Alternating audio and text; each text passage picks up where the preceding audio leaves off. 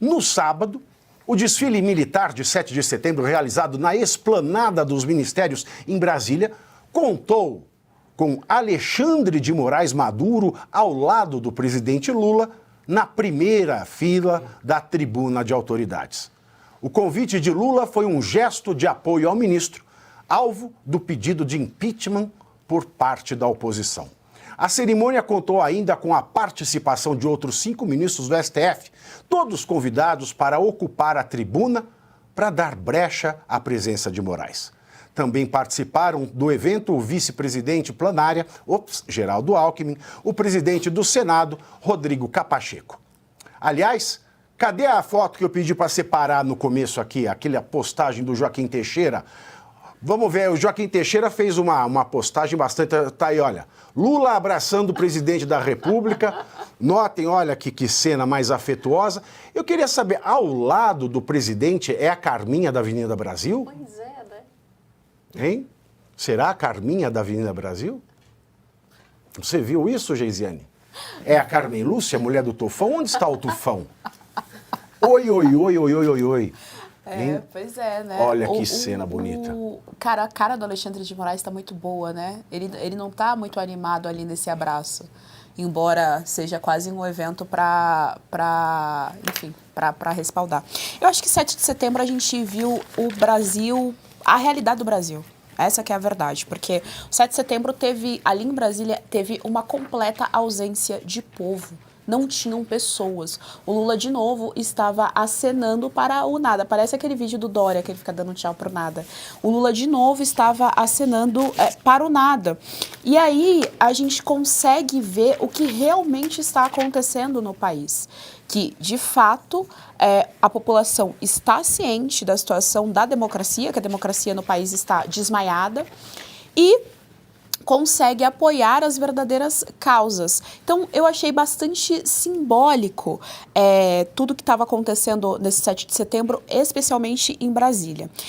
A gente também precisa falar que, além do Alexandre de Moraes e do Alckmin, o Eduardo Leite estava lá recebendo homenagem pelas vítimas, né, pelo que aconteceu, pela tragédia que aconteceu nas enchentes do Rio Grande do Sul. Homenagem pela tragédia? A homenagem era direcionada... Como é que é isso aí?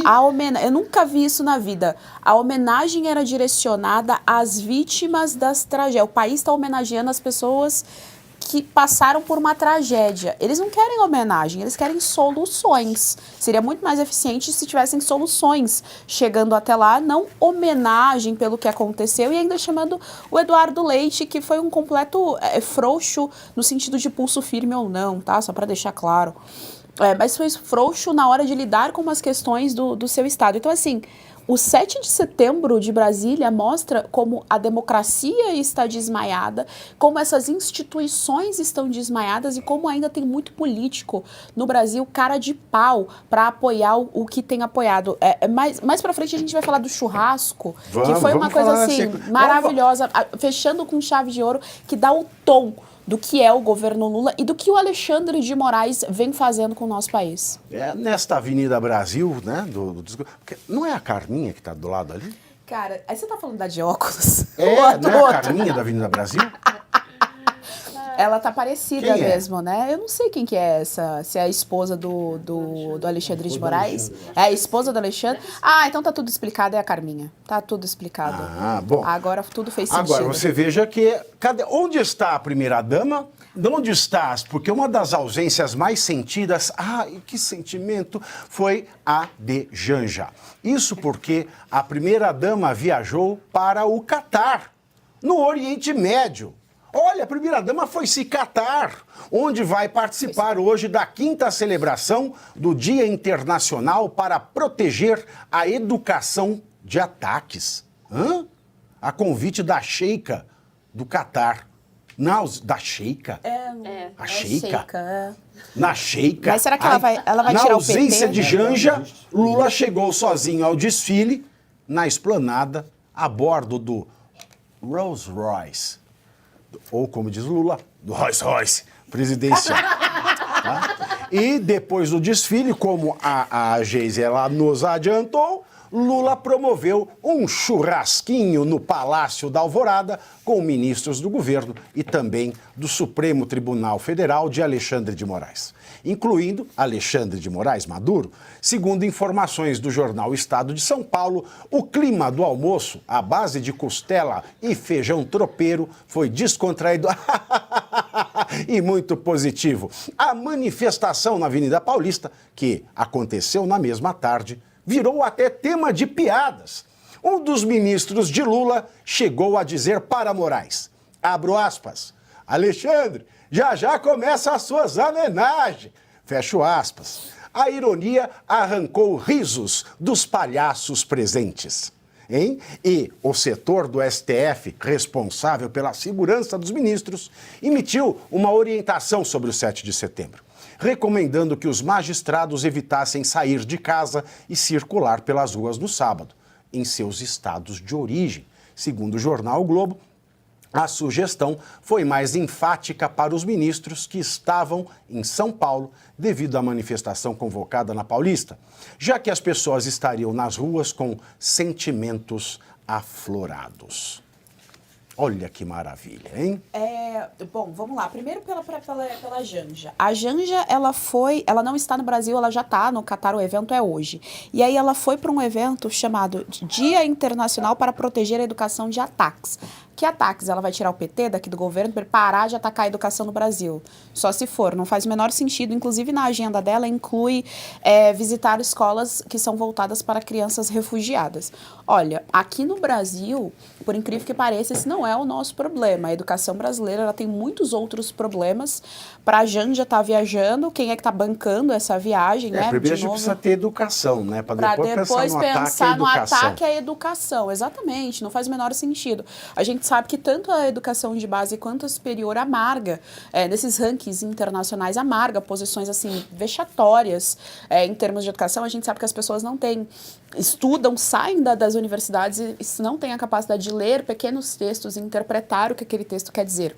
Então, assim, o Brasil, ele tem um problema educacional muito grande, não é a ausência de dinheiro, é uma das maiores pastas, tem muito dinheiro dentro da educação, então não faz o menor sentido a Janja estar nesse evento, primeiro, porque ela não faz parte do governo, ela não representa o país em nenhuma instância, ela não faz parte do governo, e segundo, porque há outros problemas na educação, né, mas, enfim, é melhor do que ela, fico até na dúvida, né, porque ano passado ela apareceu de vermelho, na manifestação ali, né, que é a cor do partido, eu fico até na dúvida. E sobre o churrasco, é interessante porque o tempo todo eles fizeram piadas, o churrasco não foi regado a picanha, o que eu achei estranho, né, era feijão tropeiro e costela, mas veja, eles fazem o tempo todo piada com a situação do país. Então, assim, eles não têm a vergonha de ser um escárnio mesmo, eles não se importam, eles não se preocupam, eles debocham da gente, para além de tudo que eles fazem em termos institucionais, de usar a máquina pública para perseguir as pessoas, eles ainda têm a cara de pau de debochar da gente. E tava cheio de ministro lá, tá?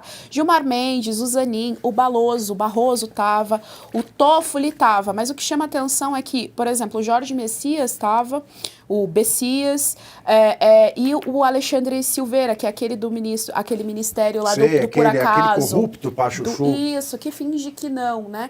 Então, assim, é o conluio de poderes contra a população brasileira. É isso que foi esse churrasco e o escárnio que eles têm. E a população, ela não estava com sentimentos aflorados, tá? A população, ela está com um sentimento legítimo perante a injustiça que está acontecendo no nosso país. Agora, o ministro que fez esta piada, ou alguém do staff do Lula que fez essa piada,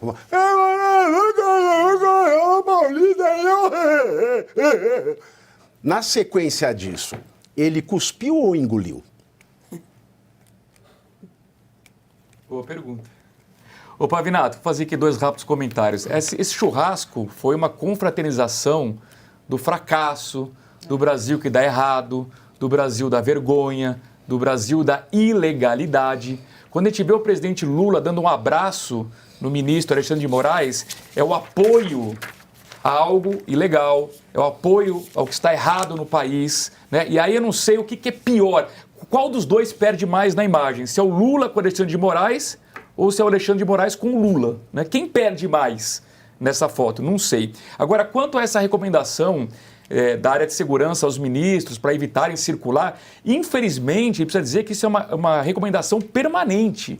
Porque alguém aqui acha que algum ministro do Supremo teria hoje coragem de frequentar um shopping center, de ir a um cinema, de ir a algum restaurante sem o risco de sofrer, no mínimo, um constrangimento? Portanto, eles colhem o fruto que eles plantaram. A população hoje, infelizmente, é contra o Supremo. Eu digo infelizmente porque a instituição precisa ser preservada, mas muitos integrantes que lá estão hoje mancham a imagem do Supremo Tribunal Federal. Pois é, pois é. Alguém conhece alguém que esteve presente lá em Brasília? Não? Não, Brasília, eles conseguiram, na verdade, instaurar o medo, né? O medo não só no Brasil, mas todas aquelas pessoas que, por exemplo, que gostariam de fazer, aliás, converso com várias pessoas em Brasília, elas sempre dizem o seguinte: Dani, nós temos medo de fazer manifestação aqui, né? Ou seja, o quanto nós podemos conseguir articular manifestações em Brasília, por exemplo, porque vocês viram aqui na notícia, eles fazem piada no jantar ou no churrasco, enfim, porque eles têm certeza da impunidade, tudo está muito distante deles. Ou seja, eles conseguiram fazer com que Brasília ficasse absolutamente livre de qualquer pressão popular, tá? A não ser um ou outro parlamentar que consegue ali falar e alguma outra pessoa que consegue ir até lá, mas pressão popular mesmo nós não conseguimos fazer mais, porque tiraram essa nossa possibilidade de fazer isto em Brasília. Precisaríamos também abrir possibilidade de começar a pressionar, por exemplo, diretamente lá em Minas Gerais. Quem sabe assim o Pacheco não começa a criar um pouco mais de coragem para reagir e começar a ouvir, porque ele simplesmente se nega a querer simplesmente reconhecer toda a situação que está acontecendo no nosso país de avanços autoritários, avanços antidemocráticos, a censura. Ele vai esperar acontecer o quê para começar a agir e realmente utilizar das suas atribuições de senador e, mais do que isso, né, de presidente do Senado? Não vai esperar nada, ele já não vai agir, tá aqueles processos que ele tem no STF, só a garantia de que ele não vai fazer nada. Aqueles processos devem render bom dinheiro, porque tudo é dinheiro, Pavinato, topa tudo por dinheiro. Isso já não seria um critério de afastá-lo da presidência do Senado, porque, querendo ou não, ele está... Mas aí é uma ele matéria tem um interna processo. corporis, né? Aí o senador está às vésperas agora, né, de escolher um novo, vão escolher alguém que está alinhado com ele ou não. Então, a presidente do Senado só diz respeito aos senadores. Se aponta que será o Alcolumbre. Eu gostaria de parar, mas eu não tenho força para isso. E se a gente ficar só no discurso, não adianta, porque tem que entender qual é o mecanismo interno. Essa que é a grande questão. E mecanismo interno, eu sempre falo, quando a gente cumprimentei, meus companheiros aqui, Pavinato, a Dani, Geise e Luiz, a todos que nos acompanham, e essa equipe fantástica da Oeste. Mas veja, não adianta a gente pensar que nesse mecanismo apenas a pressão vai produzir o resultado. Dizer que é o mecanismo interno... Mas a gente vai entrar nessa pauta da pressão também, interna. Mas aí a questão é a seguinte, tratar até mesmo do 7 de setembro. Por que eu falo do mecanismo interno e tentar entender o 7 de setembro? Veja, tem uma diferença muito grande entre que é o processo legislativo e tramitação parlamentar. O mecanismo não é o processo legislativo que está no regimento. Aquilo ali é como se fosse um manual da mecânica do carro. A mecânica do carro é como está sendo dirigido, quem são as pessoas que estão cuidando, aí vai. Isso muda a cada semana ou muda a cada legislatura, no mínimo.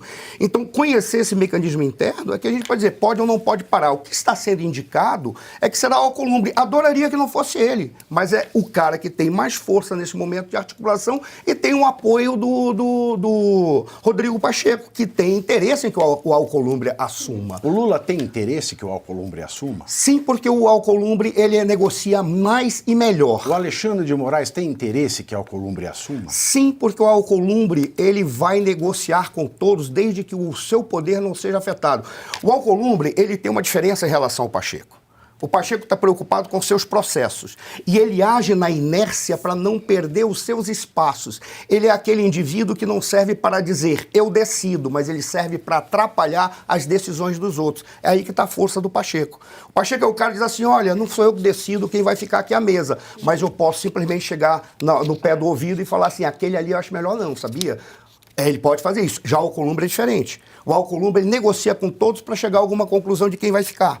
É assim, essa é a diferença entre um e outro. A força de um é pela inércia e pela capacidade de atrapalhar. A força do outro é pela capacidade de negociar. Nesse sentido, para o Lula talvez seja melhor ter alguém que assuma ali. Eu estou te dando tanto, você me dá X. Eles fazem um pacto, está resolvido. Mas quando a gente olha o que aconteceu nesse 7 de setembro, é interessante mostrar a contraposição. Sim, é a contraposição entre o establishment, está muito claro, aqueles que foram lá estão dizendo nós somos o Estado profundo, nós somos o sistema que governa o Brasil. E o povo que não sabe ainda o que fazer, porque o povo inclusive está atrapalhado, um puxando o tapete do outro. O povo está fazendo isso, ao invés de estar se juntando para enfrentar o sistema, não. Aí o que nós vimos lá, tudo bem, como o Luiz foi fantástico, ele falou, olha, tá batendo no Supremo, eles conseguiram a proeza de fazer com que o povo identificasse ou assemelhasse eles ao Supremo Tribunal Federal. O Supremo Tribunal Federal é uma instituição sem a qual não existe democracia. Eles estragaram o Supremo Tribunal Federal e o povo está indo contra. Aí eles usam isso como retórica para dizer, tá vendo, todo mundo que é contra nós é contra o Supremo, se é contra o Supremo é contra a democracia, se é contra a democracia é pau neles. É assim que eles trabalham. Porque pior do que cagar na mesa de um ministro é fazer o que os ministros estão fazendo ali dentro do Supremo. Agora, muito pior. Só fazer uma conclusão. Quando a Dani falou a respeito de pressão, achei genial, Dani. Eu não gostaria que você tivesse me falado isso, que ia nortear minha cabeça de uma forma diferente. Vou dizer por quê. Eu lembro que quando ocorreram as pressões na frente dos quartéis, eu fui criticado porque eu disse, ali não é o lugar para fazer pressão, porque vai obrigar que covardes se apresentem como covardes. O lugar para fazer pressão é em frente às assembleias legislativas, em frente ao Congresso e ali acampar, porque aí ninguém pode tirar, não tiraram os indígenas, não tiraram MST, não tiraram gente que queria quebrar, por que iam tirar o povo que só queria rezar e falar da Bíblia? Aí era o local, é a mesma coisa. Por exemplo, se nós fazemos a pressão aqui em São Paulo, tem um peso, porque São Paulo é uma máquina, mas onde que está alocado é o nicho eleitoral daqueles que têm capacidade de tomar decisão e estão se acovardando. Só o povo pode acovardar essas pessoas. Talvez fazer a mesma pressão que teve aqui no 7 de setembro, lá em Minas, em Belo Horizonte, pudesse botar um dedo na cara do Pacheco e dizer, tá vendo aqui, ó, aqui você não é eleito nem para síndico de prédio. Tenta negociar com o Lula qual é a cadeira que vai ficar vaga depois da queda do... Como é que é o nome daquele senhor lá que caiu do Direitos Humanos, que eu até esqueço o nome dele? Silvio Almeida. Porque vai ficar um cargo vago, outro vai ocupar o Direitos Humanos. Então vai para lá, porque você não tem emprego para mais nada. Você não vai ser eleito para governador, não vai ser eleito para senador, não vai ser eleito nem para síndico de prédio. Essa é a jogada. Aí é que deve ser feita a pressão. E vai carregar o fardo da vergonha pelo resto da vida.